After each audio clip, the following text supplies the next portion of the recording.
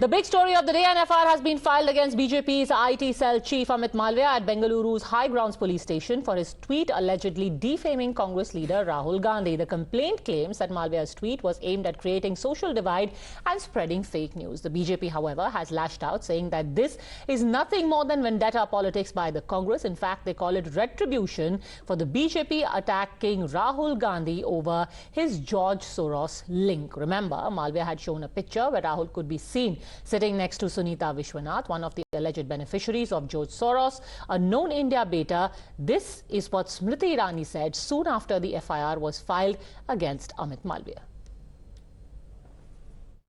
Leaders of the Bharatiya Janata Party and Karyakartas are in receipt of information with regards to an FIR filed against a position taken by the Bharatiya Janata Party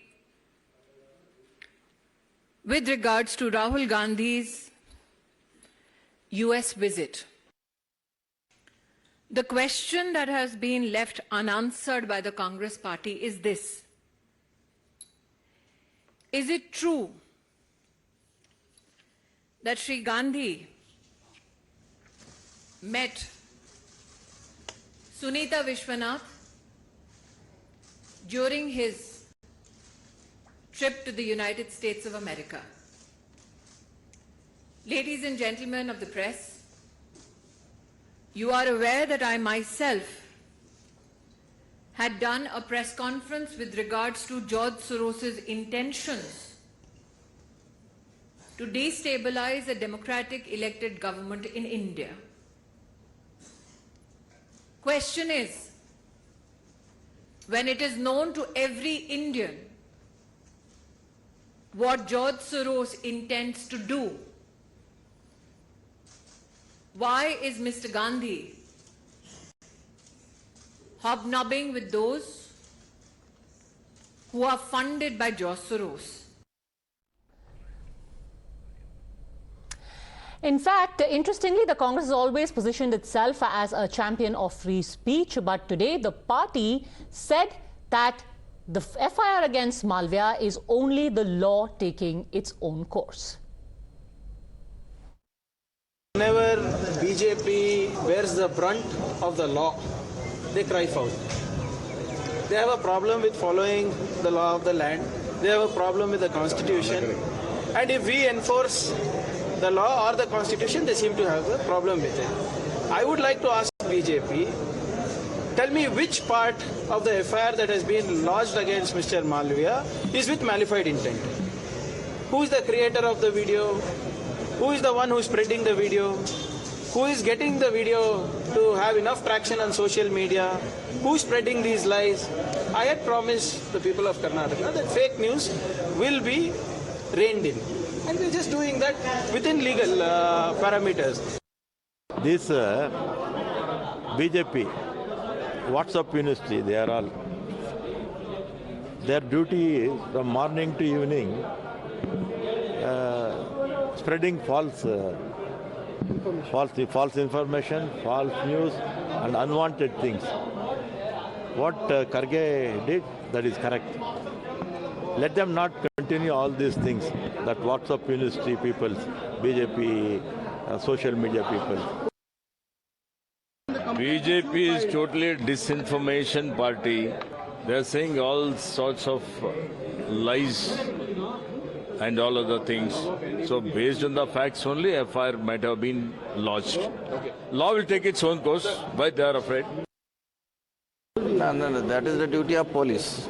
Fake or genuine, or it will be the duty of police. He will be take the policies. So you stand completely by the FIR. You think it's right of filing an FIR? So you are okay with it? Everybody got rights. Everybody got rights. So filing complaints or any type.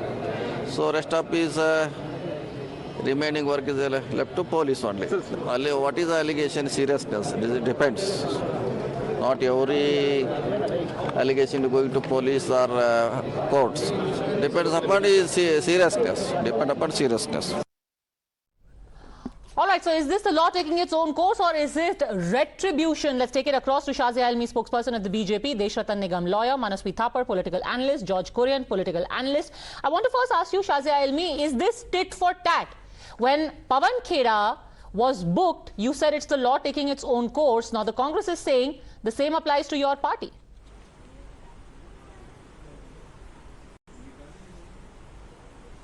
It's for everybody to see what Rahul Gandhi's links have been, and he has not even tried to hide them. We heard George Soros, and he has made his naked hatred for a democratically elected government of India very clear. Sunita Viswanathan is not just a proxy of Soros, but has worked closely and works closely with anti-India outfits which have links with banned organizations in India, such as SIMI. We're talking about, so when you look at links like India American Muslim Council and many others, and Sunita Viswanathan is known for creating hysteria and lies and falsehoods about NRC, and also lies about Kashmir, where she says 1.9 million Kashmiri citizens have been rendered stateless. Those are the lies that have been spread by the Soros accomplice and friend. And if pictures of that are being revealed, and if close links between this OSF and the banned terror organizations of India and their, parent companies or NGOs are being looked at and the links are being talked about openly, what is there to file a complaint against? What is there to file a complaint against Manasvi Thapar? Okay, first response from Manasvi Thapar. Here is the picture the BJP is saying is proof of their claims that there is an anti-India nexus at work. They made a cartoon about it. Amit Malviya tweeted it. What is the complaint about? If someone is anti-India like Sunita or George Soros, the maximum BJP does is make a cartoon out of it. If they are really serious about countering anti-India forces, there is no FIR, there is no real action on ground, or either in the parliament or by any kind of criminal cognizance. The maximum they do is a cartoon. The reality is whenever these kind of issues come up, they'll say एक MOU sign किया है China के साथ. But the reality is you are in parliament. Why don't you take this up in parliament and tell the opposition to come out what was that MOU? There is no real action by the BJP. It is just a cartoon network which is happening in the BJP lobby. That has to stop. And if Amit Malviya is not guilty, he can file a quashing. You're admitting that it is. Please don't interfere, Shazia ji. I did not interfere this. Please have a coffee and don't interfere while I'm making a statement. Deshratan Nigam ji is here. If he's not guilty, he can file a quashing petition. But you're admitting the fact that this is being done over a cartoon. You'll have to come in, Padmaja. Okay, one at a time. So you're basically saying that people should be arrested instead of just making a cartoon. But let me ask you a follow-up to that. If somebody indeed does decide to make a cartoon, you think that they should be booked. This is the standard response now, right? For cartoons, it's okay for people to get arrested.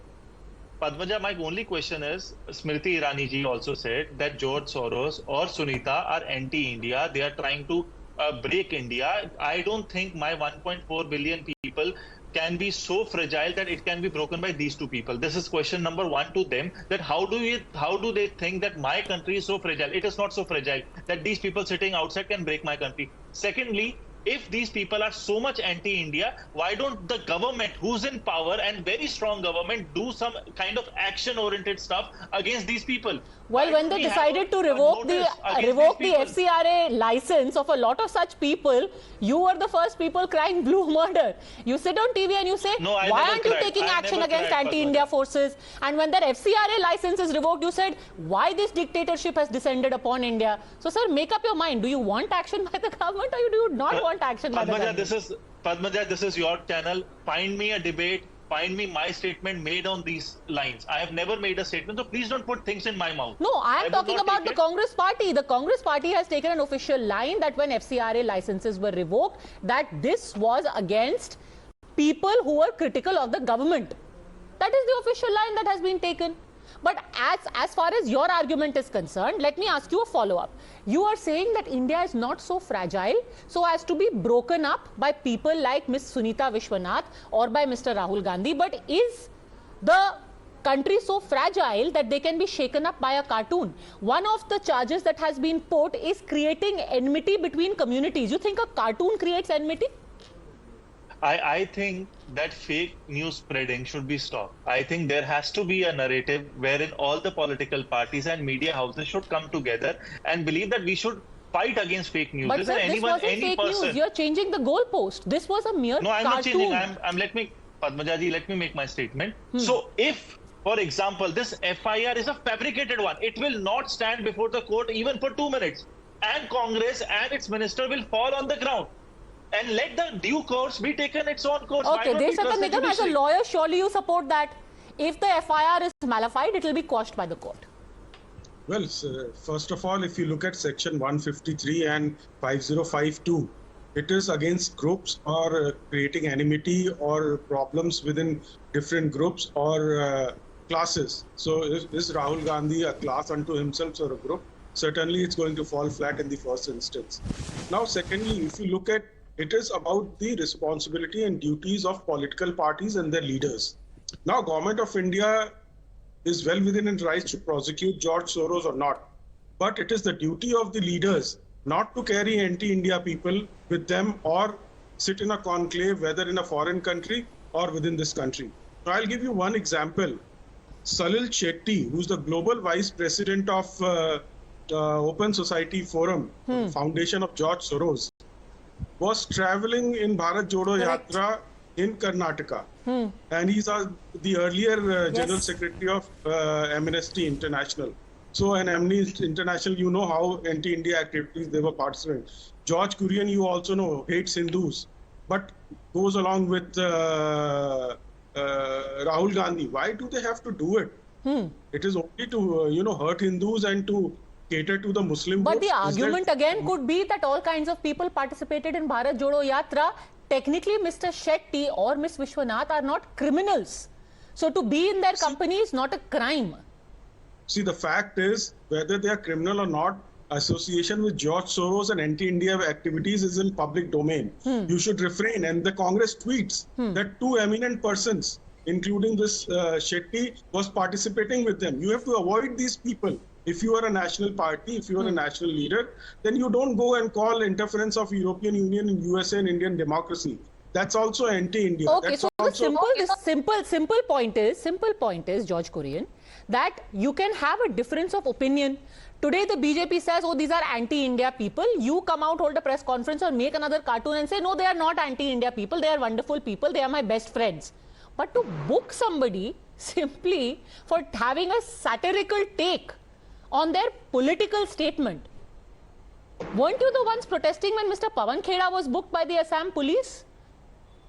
See, the fact is... Mr. Kurian, the question of Mr. Kurian. When Mr. Pawan Kheda, for comments made about the Prime Minister's father, he was booked, you said that this is an attack on free speech.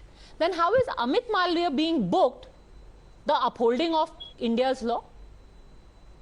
Padmaja, very good evening to all your viewers. Let me just make it very clear that we are all living in a digital age, and the influence of and the traction of social media is very high on different sections of the society and the voters. So bringing that to your audience, let me also say that there is nothing unconstitutional that the Karnataka State Police, or for that matter, the Mr. Priyank Kharge has gone ahead and booked an FIR on Amit Malviya, who also heads the BJP IT cell. So yes, he's in a position where it's a very important position as far as the social media is concerned. So these sections, all the sections that has been booked under are constitutional, and it is for the police. How has he spread? If he can just play out a part of that video, the grabs from that video, how exactly has he spread hatred among communities, Mr. Kurian? Well, we are all aware that, what kind of a malicious intent the BJP has behind the 3D animated video. It goes without saying, so I don't need to elaborate on the video as Sir, the Congress party puts out videos every day calling Mr. Modi Modani, saying, Tere chehre se nazar nahi hatti. Are they also spreading hatred then? Then everyone will be arrested. You will be arrested. Manasvi Thapar will be arrested. People who are cartoonists will always be behind bars only for the rest of their life, because that's literally what they do. Wake up in the morning, make a cartoon. Padmaja, the very idea behind this FIR is also to ensure that there should be some stand as far as false narrative is trying to build up in this nation at this point in time. So this kind of FIRs would come up, and going forward, it would all definitely come up. So there is no point. Shazia Almi, last 30 seconds. Yes, quick rebuttal. My question is, Padmaja, my question is what is false? Yeah, my question is what is false about it? We know what is the stand of George Soros and Open Society Foundation. We know what Sunita Vishwanath has been saying. If you believe in India and its sovereignty, why would you be propped up and advised by those who want to tear down the integrity? But you know, here's the basic thing, that the cartoon based on which this FIR has happened wasn't even meant to be a factual, newsy or journalistic piece. It is literally a cartoon, and if that is going to lead to filing of FIRs, it's just a bottomless pit that we are hurtling into. I'm out of time. There is big news coming in. Thanks very much, gentlemen. Shazia Almi for joining me. Chandrasekhar Azad, the chief of the Bhim Army, has been shot at by unidentified men in Deoband in Uttar Pradesh. He has been rushed to a nearby hospital. Let's get the very latest on that. This is a big story coming in, and these are very, very disturbing images of Chandrasekhar Azad, who is the chief of the Bhim Army. He has also contested from Gorakhpur. Mohit Bhatt is with us on the phone line. Tell us more. Well, yes, in fact, you see, the latest that is coming in from Deoband is that Bhim Army Chief Chandrasekhar Azad has... All right, Chandrasekhar Azad, these are the first images that we are getting of the man who is the chief of the Bhim Army. He is a pro-Dalit voice, one of the prominent leaders as far as the Dalit community is concerned, especially in Uttar Pradesh. Earlier, he's also contested from Gorakhpur. We are learning this very initial information that is coming in so far, and that is that he has been shot at by unidentified men. This attack took place in Deoband. Let's go across again to Mohit for more. Yes, Mohit. Well, Padmaja, you see, as of now, what we are getting to know initially is that Bhim Army Chief Chandrasekhar Azad was in Deoband, and a few car-bound assailants attacked him. Now, what we are getting to know is that he has been shot at, and as of now, he has been injured, but he's out of danger as per the local police sources. Now, what the police also says is that the attackers came in Haryana number car, and they fired upon Chandrasekhar Azad, and this has happened in the Saharanpur district of Uttar Pradesh in the Deoband area. The SSP basically says that half an hour back, the convoy of Chandrasekhar Azad was fired at by few car-bound armed men. A bullet has brushed past him, and he also goes on to say, and this has been confirmed by the SSP, that he's out of danger, he's all right, and he's been taken to the local hospital in Deoband, and police is investigating the case. But this is a breaking news that is coming in from Deoband, where the Bhim Army chief has been shot at. The assailants, as of now, what we are getting to know, came in an Haryana number car, and they attacked him, they fired at him, and the bullets have bruised past him. According to the police, one bullet has hit him, but he's out of the danger. He's been taken to the local hospital, and the further investigation is underway as per the police.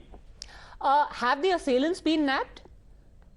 As of now, what we are getting to know is that the assailants have not been nabbed, but yes, what the police says is that they have identified the car, and they're trying to ascertain the identity of the attackers. They're looking at the CCTV footage, because after firing, what we are getting to know is that the assailants and the attackers, they fled from the spot, and it was a chaos all around, because whenever we know for a fact that whenever Chandrasekhar Azad goes, there's a huge convoy that follows him. So how exactly the car came in near the convoy and shot him, that is under the purview of the investigation. But yes, the car has been identified as per the local police sources and the SSP. But yes, as for the benefit of viewers, what the SSP has confirmed is that he's out of danger, and as of now, he's been taken to the local hospital and is under medical treatment, and the current investigation is underway.